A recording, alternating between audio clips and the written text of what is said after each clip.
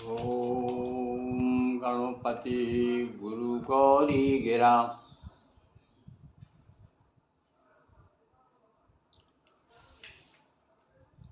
गोस्वामी गिरिजेश सहित शारदा नर्मदा वाये हृदय प्रदेश। बंदो हनुमत लखन संग रिपुहनु भरत सुजान। सिया राम जी को नमन गाऊं हरि गुण गान। सियावर रामचंद्र पद जय शरणम। नर्मदापुरम सुविख्यातम रेवाया दक्षिणे तटे। सेवाश्रमेषु राजता देवी नर्मदायै नमो नमः। मंगलम भगवती रेवा मंगलम मंगलप्रदा। मंगलम शैलस्य कन्या मंगलाये तनोसरी। श्री सेवाश्रम नर्मदा मंदिरम से आपका स्नेह भाजन पंडित गिरि मोहन गुरु। अभी रामचरितमानस के पारायण के अंतर्गत हम 90 दोहे तक आ चुके हैं। आज हम 90 से लेकर 91 दोहा का प्रसंग आपके सामने प्रस्तुत कर रहे हैं। सप्तऋषि सूचना पाकर के भगवान शिव से पार्वती जी के पास आकर के प्रेम परीक्षा पुनः लेते हैं और उसके बाद उनको उत्तीर्ण पा करके फिर हिमाचल के पास जाकर के सूचना देते हैं कि भगवान शिव तैयार हो गए हैं। और उसके बाद प्रसन्न हो करके वहाँ पर सप्तऋषियों को लगन पत्रिका दी जाती है।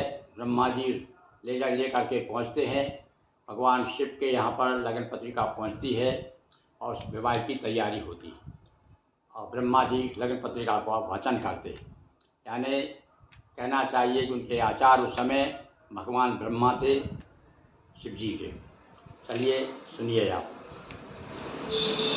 सब प्रसंग गिरिपति ही सुनावा। मदन दहन सुनयति दुख पावा। सबसे पहले जाकर के सप्त ऋषियों ने कामदेव का किस प्रकार से दहन हुआ, उसको भस्म कर दिया भगवान भोलेनाथ ने अपने ज्ञान तीसरे नेत्र से। सुन करके उनको दुख हुआ। दुख तो इसलिए हुआ उनको, भाई वो तो साधारण समझ रहे थे कि अब क्या मुश्किल है, हमारी बच्ची जो इनके लिए तपस्या कर रही है, ना जाने क्या होगा उसका। दुखी हुए। पर बाद में उन्होंने बताया कि चिंता मत करो, कामदेव को भस्म भी कर दिया है और भगवान शिव बड़े कृपालु हैं, आशुतोष हैं, उन्होंने प्रसन्न होकर के रति को वरदान भी दे दिया है। तब जा कर के उनको लगा कि अब ठीक है, भगवान शिव जो है तैयार हो गए हैं। तो हृदय विचार शंभु प्रभुताई और सादर मुनि बर लिए बुलाई। अब मुनियों को सादर बुला करके फिर क्या किया उन्होंने, सुदिन सुनखत सुघरी सुचाई, और बोल करके मुनियों को बुला करके कहा कि भाई अच्छा घड़ी देखो, अच्छा मुहूर्त निकालो, विवाह की तैयारी करते हैं। तो बेग बेग वेद विधि लगन धराई। बेग यानी शीघ्र ही, जल्दी नहीं की, मतलब आधे की ज़्यादा देरी नहीं की। बेग यानी शीघ्र लगन तैयार करवा दी। लगन पत्रिका लिखी गई और पत्री सप्त ऋषन सोई दीनी। कई पद विनय हिमाचल कीनी। सप्त ऋषियों को दे दी। भैया शिव पुराण में बताया कि नारद जी साथ लेके गए थे उसे। तो यहाँ पर बताया सप्तऋषि, वो एक ही बात है, नारद जी या सप्तऋषि जाकर के लगन पत्रिका भगवान शिव के पास पहुँच गई। ब्रह्मा जी को बुलाया गया, ब्रह्मा जी ने उसका वाचन किया और साथ में जितने लोग गए थे भगवान शिव ने उनका घरातियों का बड़ा प्रेम पूर्वक उनको भेंट भी दी और बड़ा सम्मान किया। यहाँ तक लिखा है उसमें शिव पुराण में। और लगन पाँच अज सभई सुनाई। हर से मुनि सब सुर समुदायी। सारे देवता प्रसन्न हो गए।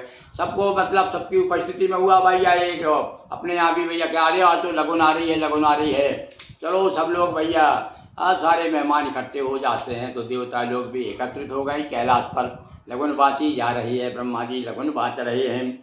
सुमन बष्टि नवा बर्षो, देखो वर्ष फूलों की वर्षा हो रही है और बाजन बाजे, बड़े बिना शहनाई के बिना बाजे के काय की बारात है। गाँव में तो आज भी कहते हैं ना, बाजे ना गाजे आन विराजे है। अरे भैया विवाह यदि है तो बड़ा ढोल धमाका तो होना ही चाहिए। तो बाजे बजने लगे और मंगल कलश दसों दिशा साजे। 10 दिशाओं में वहाँ मंगल साज सजाए जाने लगे हैं। मंगल कलश में बताइए सारी नदियाँ पहुँच गई थी और तमाम ब्रह्माणी और सरस्वती और गायत्री सावित्री सब पहुंची थी वही सब सब्जी के विवाह में है। तब तो मंगल कलश कौन सजाएगा, भूत प्रेत सजाएंगे मंगल कलश वहाँ, तो वहाँ भी मंगल सज रहे हैं। और इधर हिमाचल के यहाँ भी मंगल का सजाए लगे सब हारन। देखिए अभी तैयारी यहाँ तो उधर की तैयारी नहीं है, यहाँ तो वर्णन कहाँ है, मंगल कलश कहाँ सजे कैलाश में लगे सहारन सकल सुरो वाहन विविध विमान। तैयारी हो रही, बारात की तैयारी हो गई। संक्षेप में वर्णन किया है तुलसीदास जी ने। हाँ इसमें रामायण में हो सगुन मंगल स्वभाव करई अप्सरागण, अप्सराएं नाच रही हैं, भूत प्रेत भी नृत्य कर रहे हैं। और आगे अब आगे वर्णन हम करेंगे कि किस प्रकार से भैया दूल्हा को सजाया गया है। वो कथा भी बड़ी सुंदर है और बड़ा सुंदर वर्णन है उसका। हमने शिव पुराण में जो दोहा चौपाइयों में तैयार किया है उसे आप जरूर पढ़िएगा। उसमें देखिए किस प्रकार से शिव पुराण में भगवान शिव की बारात का बड़ा विशद वर्णन किया है। तो मैंने भैया शिव पुराण में विवाह शिव क्या विवाह तो मैं अलग से छपाना चाह रहा हूँ, इतना अच्छा लंबा और अच्छा बन गया है, काफ़ी मैंने उसमें समय दिया है, भगवान शिव की बारात का अच्छा वर्णन किया है, तो वो भी आप देखेंगे। तो आज हमने आपको 90 से 91 दोहे तक का प्रसंग रामचरितमानस का जो पारायण दैनिक पारायण चल रहा है उसके अंतर्गत हम जो है 90 दिन पर आ गए हैं। यानी आज जो है हमारे पारायण का मतलब 3 माह हो गए हैं, जनवरी फरवरी मार्च 3 माह हो गए हैं। चलिए इसी प्रकार से आप लोग सहयोग देते रहेंगे तो निश्चित और भगवान की कृपा भी होना चाहिए भाई। साथ साथ में आपकी शुभकामनाएं तो खैर काम कर ही रही हैं, पर भगवान की कृपा के बिना तो पूरा होना बड़ा मुश्किल है।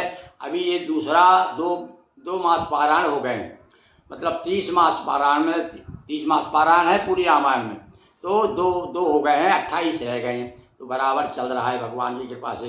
बोलिए सियावर रामचंद्र की जय, अखिलेश्वर महादेव की जय, नर्मदा मैया जी की जय, हर हर महादेव शंभो।